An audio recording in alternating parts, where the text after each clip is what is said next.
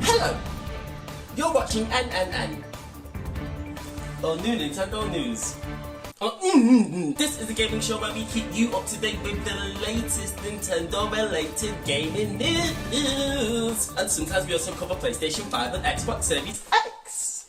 On today's show, we are going to dissect the movie event of the year. Yes, Illumination Pictures finally unveiled the Super Mario Bros. Teaser trailer movie, and let me tell you, it didn't disappoint.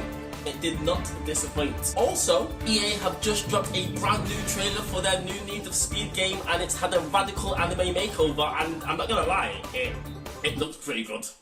It looks pretty good. And we've also got an update on Overwatch 2. Yes! We're still talking about Overwatch, because Activision Blizzard have been working tirelessly through the night to fix all the bugs in the game, but I'm still not happy. I'm gonna tell you why in a bit. And we'll also be looking at a few more tiny stories throughout the show. Just gonna be dashing them out like that.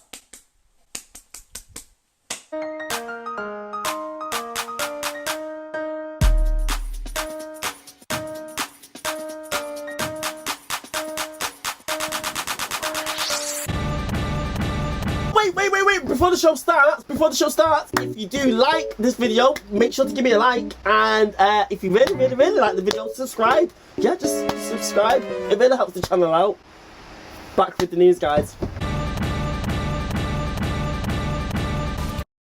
Yes, Nintendo held their Super Mario Bros. Movie Nintendo Direct, and let me tell you, it did not disappoint. And anybody who says they didn't like the trailer, you've got no soul. Arguably, the star of the show was Jack Black's Bowser. Yeah, but do you know what? It's not even up for debate. It was the star of the show. I do not. Yeah, I don't even know what Bowser is going to sound like, because all he does in the games is go roar. I don't know how you do anything with that, but he has 100% embodied the spirit of Bowser in his voice. I finally found it. Now who's gonna stop me? As soon as I heard him go, open the gates! Incredible.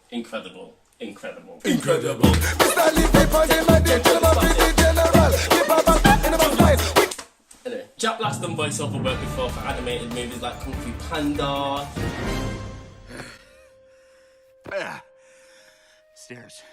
He's done voiceover work for even some video games like Brutal Legend. Do you remember Brutal Legend? Hell yeah! I mean, hold on a second. In all these roles, he just plays another version of Jack Black. This, however, is just, oh my god, this is full-on character voice work. Jack Black knocked out the park, mate. One of the voices that I wasn't too enamored with, unfortunately, is Mario. What is this place? Earlier on in the year, there was a rumour and speculation that Mario and Luigi both would have Brooklyn accents. I was a bit skeptical at first, but after being reminded that the Super Mario Bros. TV show featured live-action Brooklyn Mario and Luigi, I thought, you know what, it could work. Do the Mario! Swing your arms from side to side. Come on, it's time to go. Do the Mario! But we didn't even get that. I wouldn't really mind. I wouldn't actually mind. But before the trailer was announced, Chris Pratt was out there on the internet giving it Larry Large. I'm doing something special with his voice and I'm so proud of what I've done. We're doing something mind-blowing here. Well, yeah, you are right, Chris Pratt. Mario's 35-year history, I've never heard him sound like this. Mushroom Kingdom, here we come!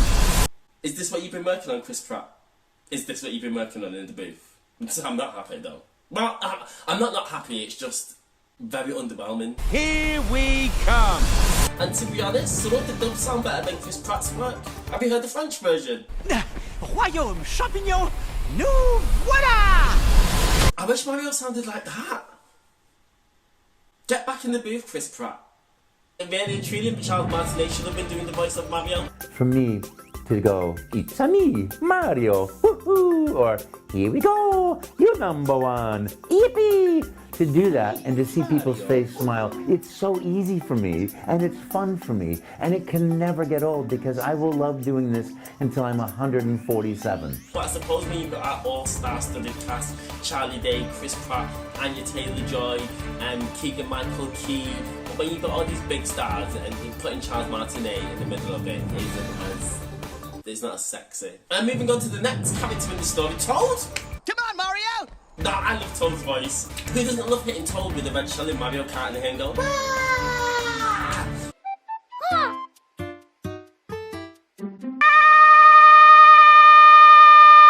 Or hearing him go, "Hey!" I can't do it. I can't do it. I love that Keegan-Michael Key has kept some of the Toad spirit alive in his voiceover work. He's got that Toad panic in there, just enough of it, not to make him sound too annoying throughout the duration of the film. Do not touch that mushroom, you'll die! Oh, I'm sorry. That one's perfectly fine. Come on, Mario! And lastly, we had Magic Cooper in the trailer. Behold, the king of the Koopas!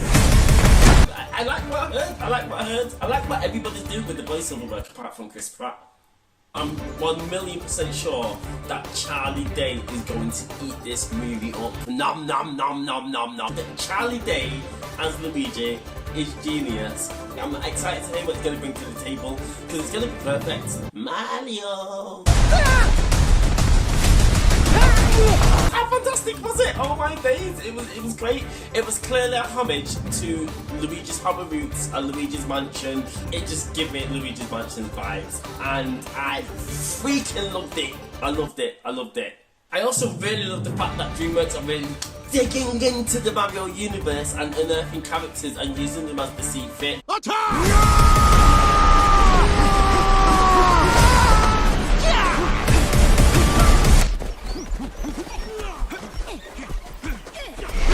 It took me a hot minute to realise that the penguins from the Ice Kingdom were the penguins from Super Mario 64. Do you know the ones that wanted to be reunited with the mother, but you'd always pick them up and just throw them off the side of the ledge?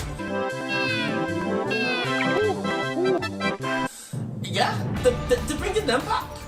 Here they are, a whole scene to themselves. They've got their own kingdom, they're being voice acted. That is but a taste of our fury. Do you yield? Who would have thought that? Watching this trailer got me emotional. This movie trailer is my childhood dreams come true. Oh my god, I can't believe it. I actually cried. Tears actually came down my face. I really need this to smash the box office sales in. Because let me tell you, I need more spin-offs. I need to see a Donkey Kong film. I need to see a Luigi's Mansion film.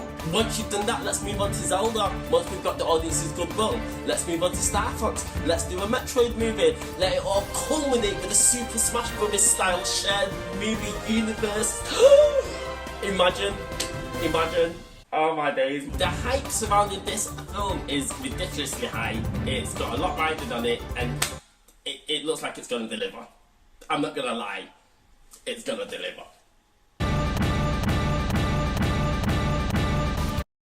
Moving on to our next story. Need for Speed.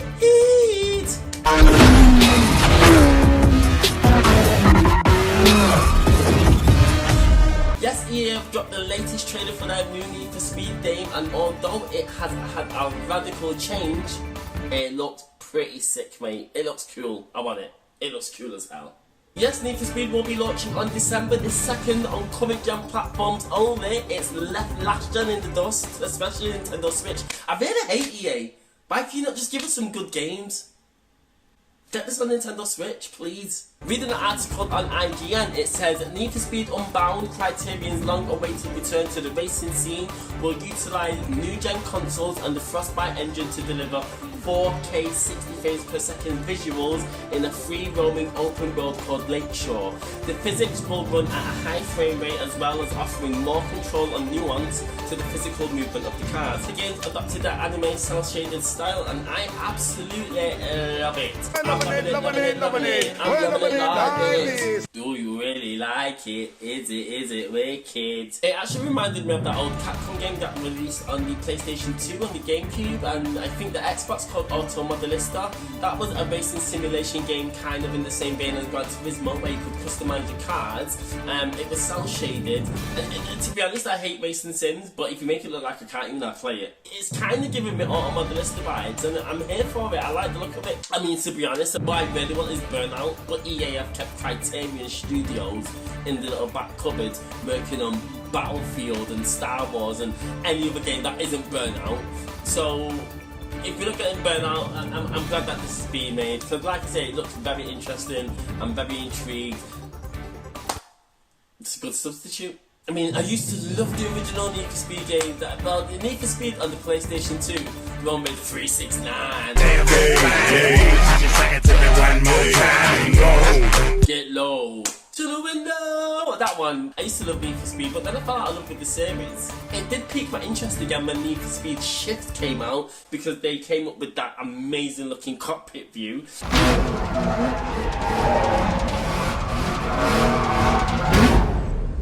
But then after that game, I lost interest in the series again. But this is intriguing me. I want it, but I can't get it because it's only coming out on PlayStation 5 and Xbox Series X.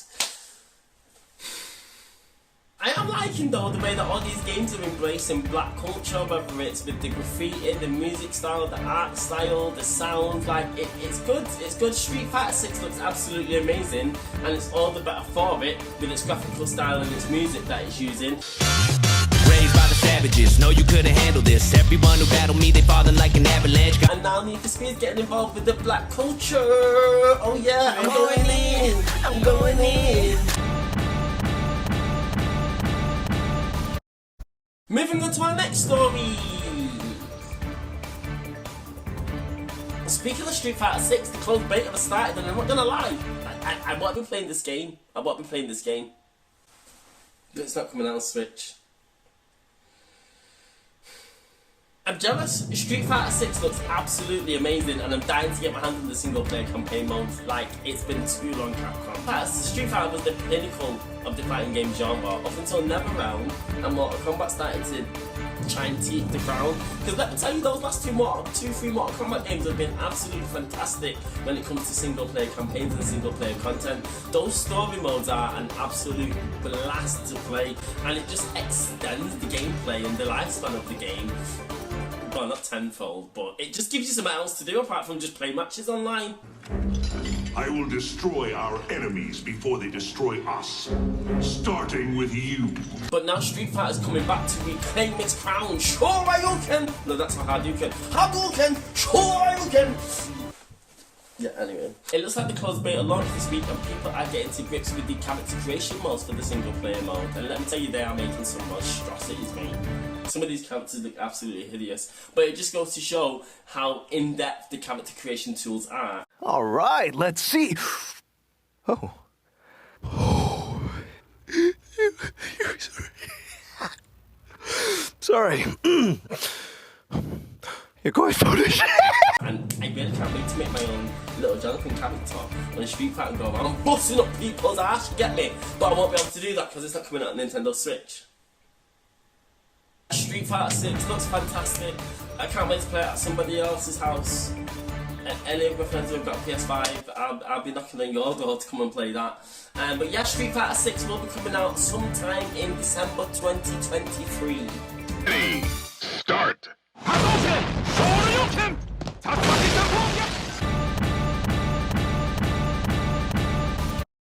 Moving on to our next story. Pac-Man 64! Yes, Nintendo are delivering on their promise of giving us one Nintendo 64 game every month for the Nintendo Switch Online Expansion Pack service. And the next game that we'll be getting is Pac-Man 64! Yeah! Nintendo actually made the announcement on YouTube a couple of days ago. I don't know why Nintendo have chosen to promote this game in this way. But it's absolutely a joke. Have a look. Do you ever find yourself thinking, I wish I had a jetpack? Rocket belt. To be honest, I don't know what the hell's going on. Maybe late one night you imagine shooting missiles from a gyrocopter at a giant robot. That's oddly specific. Pac-Man 64 originally released on the Nintendo 64, obviously. In 1996, it was just one of the two launch games, Pilot Wings and Super Mario. Pilot Wings basically is a flight simulator. It features a wide variety of flying methods, including jetpacks and hang gliding.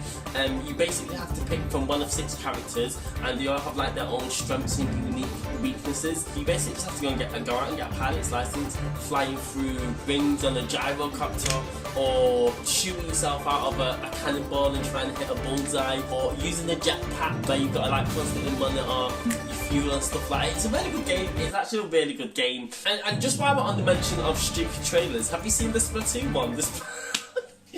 This Splatoon 3 trailer also gave me a joke. Take a look at that. It's totally random, but just take a look. Splat, splat, splat. Splat that and that. Splat, splat, splat, splat. Splat, blah, blah, blah, blah, blah, blah, blah, blah, blah, blah, blah, blah, blah, blah.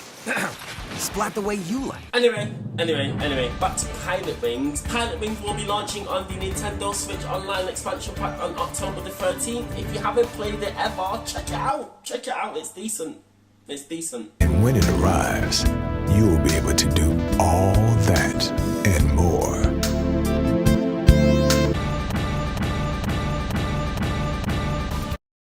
And our final story of the day, Overwatch 2! Yeah! No. And to be honest, I'm sick of talking about Overwatch now. This game is still plagued with bugs. It's rife.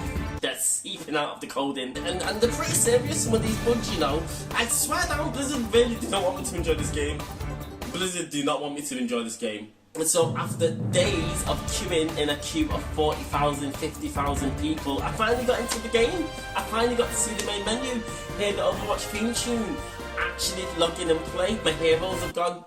I don't have access to any of my heroes. I don't even have access to Symmetra, Baptiste, Roadhog. I can't play with any of my mains. I'm fuming, I'm livid. Reading an article on MMORPG, it says many players are also finding that the heroes that they should have are completely gone. Gone. You're gone, baby, you're gone. Blizzard says that this is linked to new first-time user experience, where it is being applied to existing players by mistake. I believe it's a mistake. The game's forcing me to play as characters who I don't use, which is making me play even worse than I normally do. At the moment, I am no good on this game. If you end up in a match with me, I'm sorry. I can't help you. I'm just playing for the sake of it, and I'm playing very badly. It turns out that there's some new bug that's just popped up all of a sudden. It's coming like COVID-19 and all these different strains, man. Now there's a new bug and it's causing players to buy items. It's taking money out of people's wallets. Sort that out. I don't even want that. But you know, at least Blizzard are making steps in the right direction, and they've decided to drop the SMS Protect. However, it's too late, Blizzard. You've already made me jump through hoops. You've already stressed me out. It doesn't help me. This doesn't help me. It doesn't help me. Blizzard keep giving us updates. They're saying that they're working on the cross progression system. They're trying to iron out all the bugs. But you're not doing it quick enough, because at the moment I'm not enjoying the game. I'm really not. There's no point even me playing it. I might as well start playing it next month. Blizzard have also dropped a brand new cinematic movie trailer, which are some of my favourite things about the whole Overwatch game. BlizzCon, is it? I don't even know where they announced it, but basically they dropped a trailer. But you know what? I don't even want to watch it, because at the moment I'm not happy. So I'm not going to watch it, but I'll put a bit on for you. Have a look.